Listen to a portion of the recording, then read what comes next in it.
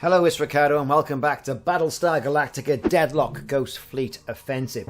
For those of you who've been following the channel and the Battlestar Galactica Deadlock Ghost Fleet Offensive DLC, that the videos I've put up recently, you will know that I went through it on Commander level, which is the normal level. Well, two other levels exist past that. That of Admiral and that of Fleet Admiral. Now, Fleet Admiral does give you a harder, more challenging sequence of events to go through. Your officers do not have the influence over the fleet like they used to. You get more Cylons. You can have persistent damage to your capital ships. And you also have veterancy. Now, veterancy came through end of last season, and you can turn that on and off. The damage to the ships does provide a huge, and I mean a huge, challenge to your Tilium reserves in this game as well. So what I'm going to do is I'm going to go through Mission 1, which is a day's work. And this is the first mission of the Ghost Fleet Offensive DLC. So we're going to go through that and see how we fare. We're going to jump the Battlestar Galactica directly in there, and its battle group. Here's a bit of context, so I'll be quiet for this. Quiet couple of weeks. But it looks like you're back just in time for an objective straight from the brass. Ministry has called us in for a sting operation on a caravan of toasters trying to escape Cylon. Local peacekeepers are handling the fugitives on the ground. We'll deal with the fleet waiting for them in orbit. Combat jump is in 20 minutes. So, jump is in 20 minutes. 800 Tilium we're going to get for this, and 1,000 requisition points. So, no dramas. All we need to do now is generally have a look around, click on End Term, and then click Proceed. We get one of the new loading screens, and then it's straight into the planning phase. Yes, folks, the planning phase. Right, so, going to have the Galactica there. We've got 2 Adamant class ships. Baby Battlestars. We've got a couple of Jupiters, Jupiter Mark II, that's the Galactica, and a Jupiter Mark I, the Hecker. And also we got the Asambra, which is the older style of Battlestar. So we're going to jump in now over Aralon. No dramas there. We'll wait for the game to spin up. Our fleet will then jump in. We'll get a mission update from the NPCs and the command crew. Here we go. Fleet's jumped in. Here come the Cylons.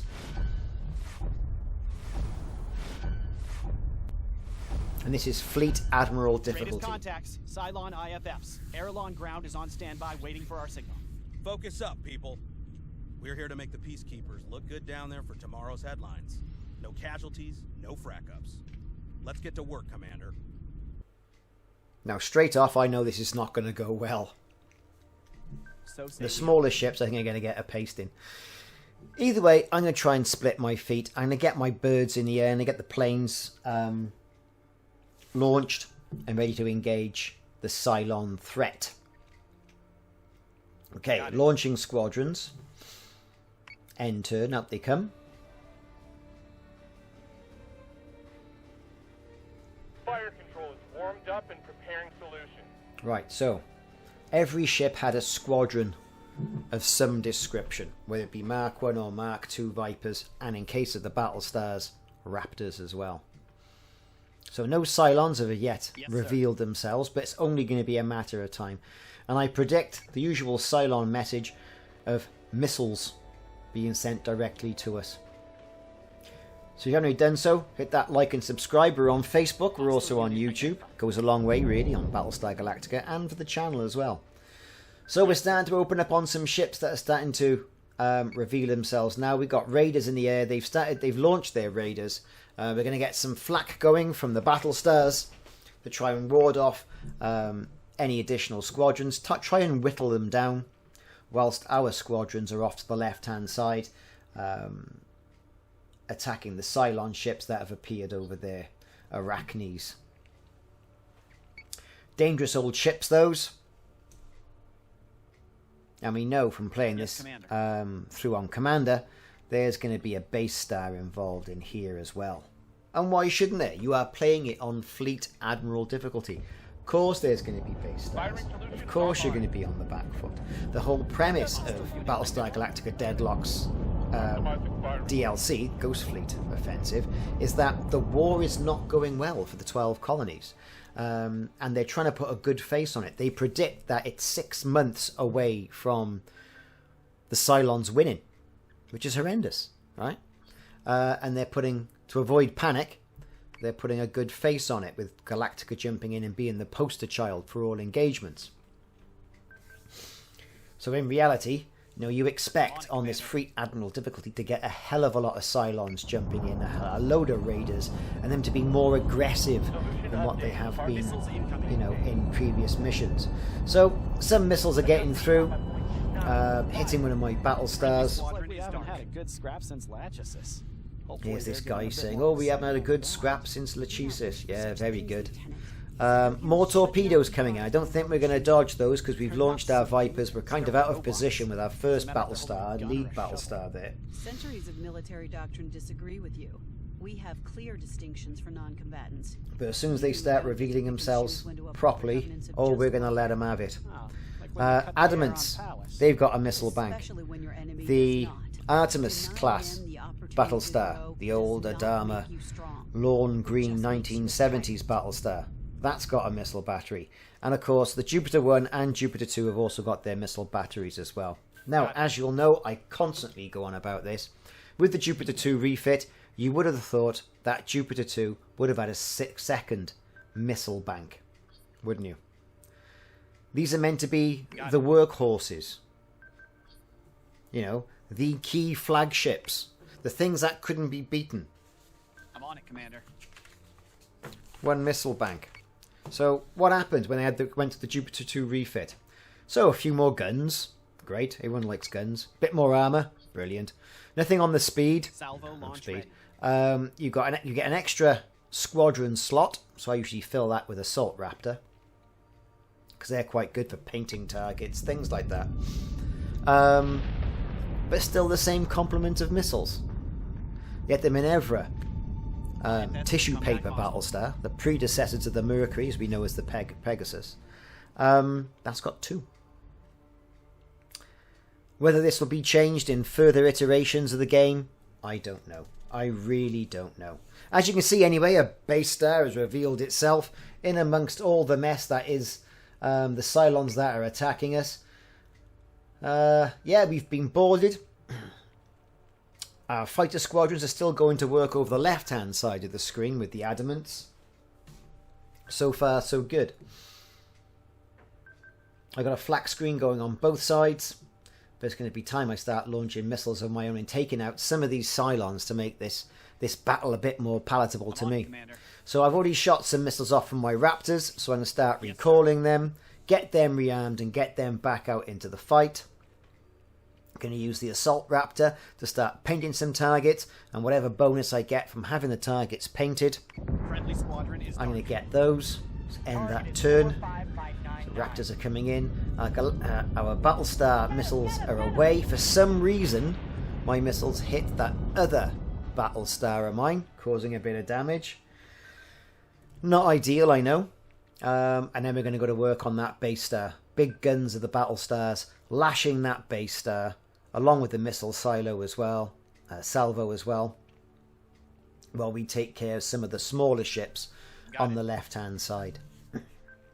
Also, in regards to what's happening in the timeline for Battlestar Galactica Deadlock, one of the next updates is going to be bigger fleet sizes. At the moment, you're capped with a fully tricked-out commander who's been promoted and promoted and promoted. 8,000 points. Really, you could do with double that. And I'm sure there's a reason. It's probably around the consoles of what they can display adequately to have a unified experience across platforms. This game is also available on the Nintendo Switch, although I find it a little bit awkward to play on the Nintendo Switch, to be fair, with the control method. I play it on PC. Although my son has got it on Xbox as well, and he seems to get on with it okay. So it's it's probably a generational thing, really. So we're going to carry on focusing fire. Base star is down. missiles incoming.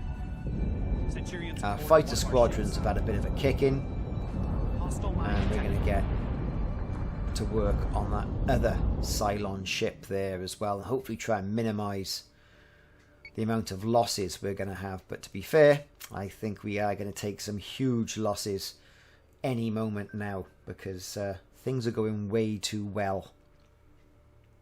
Talons have already had a huge pasting.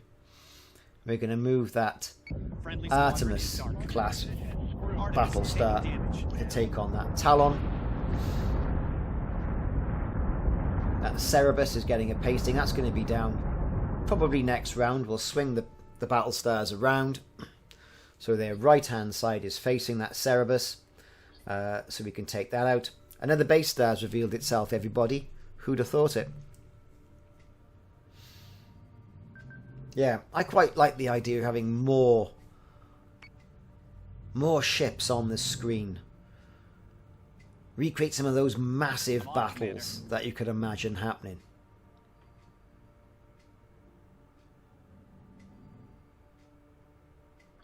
Okay, so here we go. We've got some mines in play as well. They've launched some mines. Got it. Cluster mines by the look of it. See if we can get some of our Raptors out as well to get them launched and take those mines out. The Cerberus is gone. We've taken him out with our two Jupiter class, or class 1 and class 2 base Battlestars. That base star is gone. One base star still in the mix. We've lost our Artemis Battlestar, which is a shame because I really could have used his missiles there. Taken out by that Cerberus, which leaves the two Artemis class and the two Jupiter class ships to mop up the pieces. So it's end turn.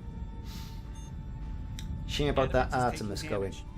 I like those ships, but old ships now, and it says in the blurb for the game that they're not up to competing with the new technological wonder of what the Cylons are throwing at them, really. So the Jupiter class is, you know, ships of the line with all the mod cons on them.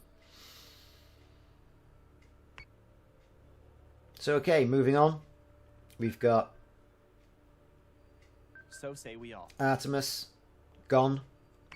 Adamant still in play. Two Jupiters. Got some Raptors in the air. They're taking some hits as well. We're down in Adamant. The missile barrage from that base star took it right out. Time to move the Jupiters. I'm on it, Commander. Use their big guns on the front of the Jupiters to start knocking on that Cylon door of that base star. Missiles going in. Launching more squadrons. I need blast reload now. They're shooting at us. Base star's going down. We're whittling it away. We've still got some flak going as well. We've got no squadrons in the air at the moment. We're going to fire some missiles off. Cancel some flak.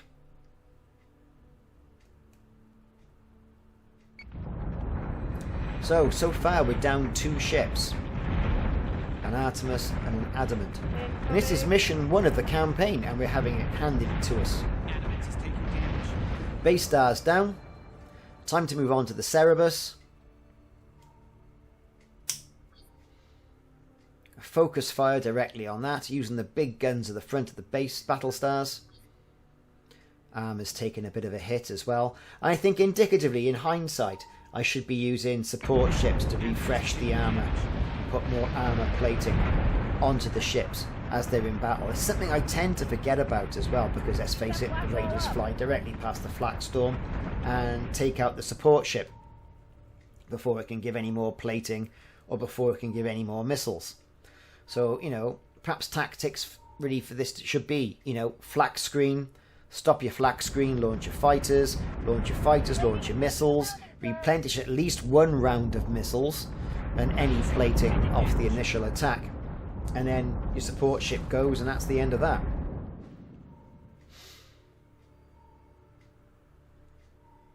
Okay, still a lot of Cylons in the air. We've lost the other Adamant.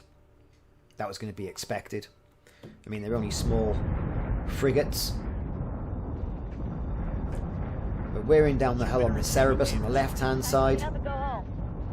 Still got a flak screen going off one of our Battlestars. Trying to take out and discourage, at least discourage, those fighters from getting too close.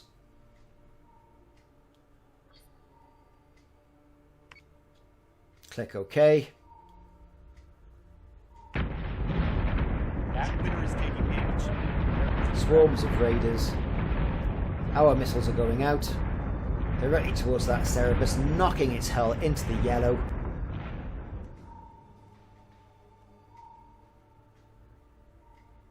He'll be gone next round. So not so bad. The Jupiters survived. Lost an Artemis. And of course we then lost Star is taking damage. the Adamant as well. And incurred quite a bit of damage to the Galactica. And that's going to be really expensive to fix in regards to Tilium. All hostile marks have been destroyed.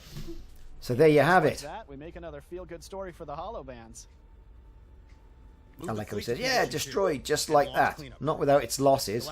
Let's face it. I mean, you know, that was a pretty poor outing on my behalf, it has to be said.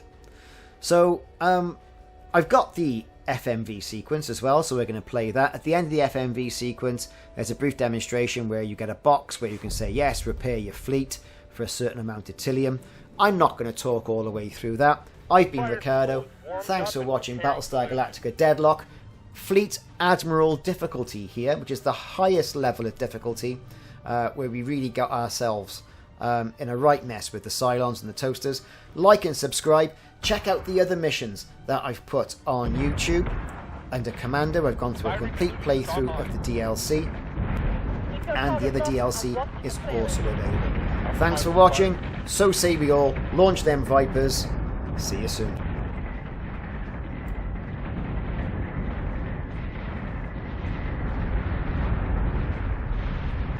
Adjusting shot by 46.9. Fire.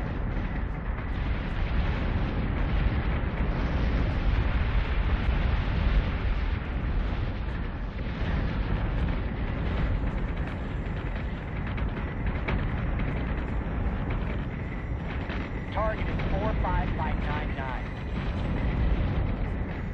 Get him! Get him! Get him!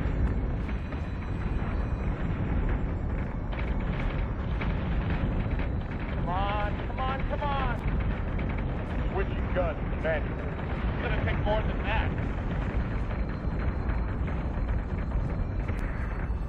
Marines to airlock Beta and Alpha. Firing on target.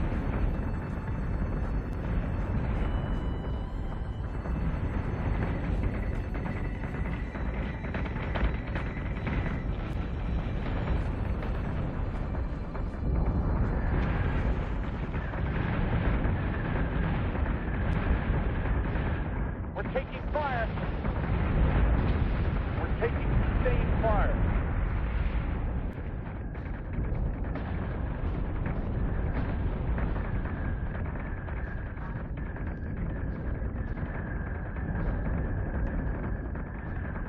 Orders down the hall. I need covering fire.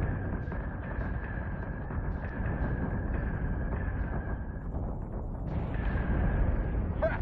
I'm winged!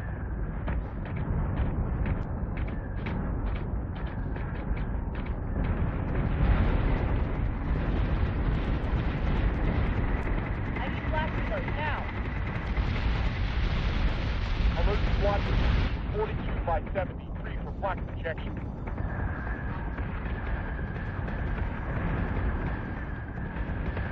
Incoming.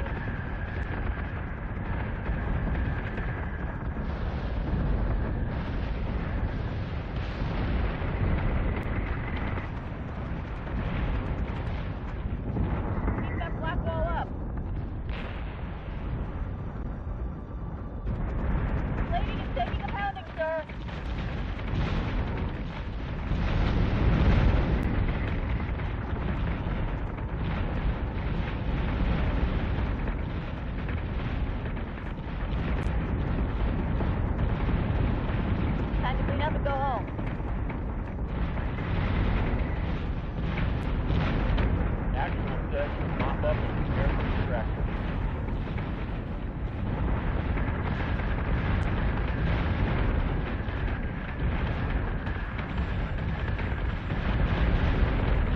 never stood a chance.